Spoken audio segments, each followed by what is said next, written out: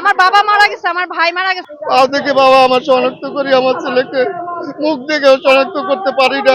দর্শক, কোরাস নিউজের সাথে থাকুন। আমি আছি ঢাকা শাহবাগে।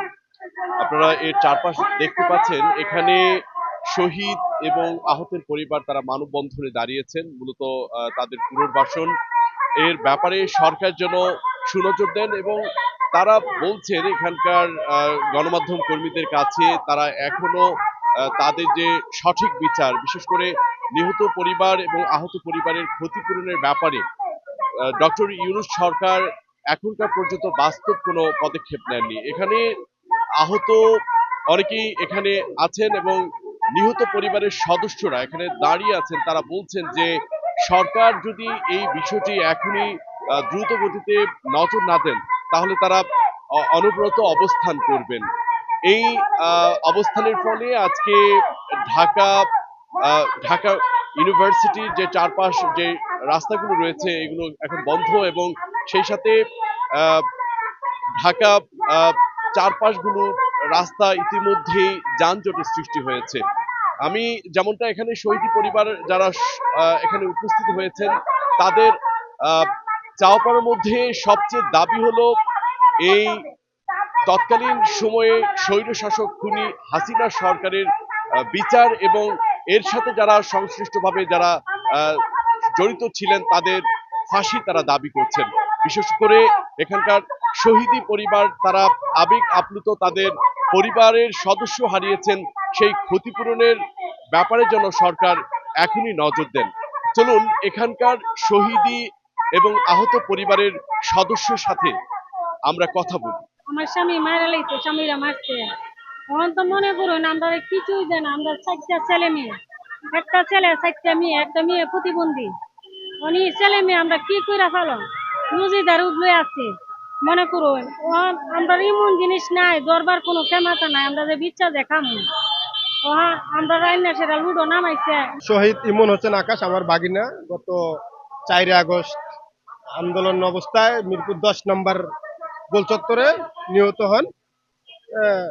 আমরা নিহতের পরিবার থেকে আমরা দাবি জানাচ্ছি এই হত্যাকাণ্ডের পিছনে যারা জড়িত আছে এবং যারা হত্যা করেছে তাদেরকে অবিলম্বে শাস্তির আওতায় আনুক, তাদের বিচার করা হোক। আর শহীদ পরিবারের পুনর্বাসনের ব্যবস্থা করা হোক, তাদেরকে ক্ষতিপূরণ দেওয়া হোক। ডক্টর ইউনূস যেটা তৈরি করছে এটা এখন নাট্যমঞ্চের মতন মনে হয় শহীদ পরিবারের কাছে। কারণ 2000 ছেলে হত্যা হয়েছে, শহীদ হয়েছে। আজ পর্যন্ত কয়টা আসামি ধরছে? কয়েকজন ধরছে। এখনো আওয়ামী লীগের ফেসিবাদীরা রাস্তায় রাস্তায় পায়ে পায়ে বাড়ি খাচ্ছে, ঘুরতেছে। আমি আমার ছেলের হত্যার বিচার চাই। আমার ছেলে 19শে জুলাই মারা গেছে, গুলি খাইছে। 19শে জুলাই থেকে আমার ছেলেকে 3 দিন পরে আমি ঢাকা মেডিকেল অর্ধগলিত অবস্থায় নিয়ে আসি। আমার ছেলে আমি পাও থেকে শনাক্ত করি, বাবারে পাও থেকে বাবা আমার শনাক্ত করি, আমার ছেলেকে মুখ দেখেও শনাক্ত করতে পারি না। আজকে এই অর্থমন্ত্রী সরকার কি করতেছে আমাদের জন্য? এই শহীদ পরিবারে কি করতেছে ভাই? তখন দম ছিল, অক্সিজেন চেয়েছে কিন্তু অক্সিজেনও দেয়নি। তারপর বলছে আমাকে হসপিটালে নিয়ে যাও, আওয়ামী লীগের কর্মীরা হসপিটালে নিতে দেয়নি। এই যে 10 নম্বর আইডিএল আছে না, ওখানে আমার ভাই গুলিতে মারা গেছে। আর ছাত্রদের সেবা দিতে গেছে, পানি টানি এগুলা খাবার কত বাচ্চাদেরকে হসপিটালে নিয়ে গেছে, ও সেবা দিছে। তো আবার 4 আগস্টের সময় ওখানে গেছে, ওখানে ওদেরকে টার্গেট করে ওখানে খুব কাছ থেকে গুলিটা করছে।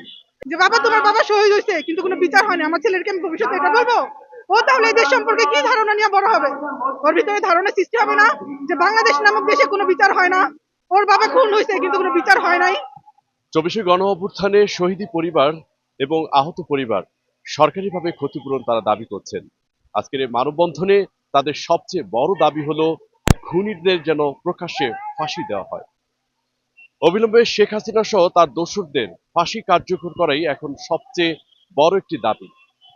তবে তাদের সবচেয়ে কষ্টকর বিষয়টি তারা গণমাধ্যমে তুলে ধরেছেন। তারা বলছেন যখন খুনিরা প্রকাশ্যে ঘোরাফেরা করে এবং বিভিন্ন ছাত্র সংগঠনের পরিচয় দিয়ে প্রশাসনের সহযোগিতা নেয়, তখনই তাদের বড্ড কষ্ট লাগে। অবিলম্বে নির্দলীয় সরকার যেন এ ব্যাপারে দ্রুত পদক্ষেপ গ্রহণ করেন, এমনটাই দাবি। আবু তাহের নয়ন, কোরাস নিউজ, ঢাকা, শাহবাগ।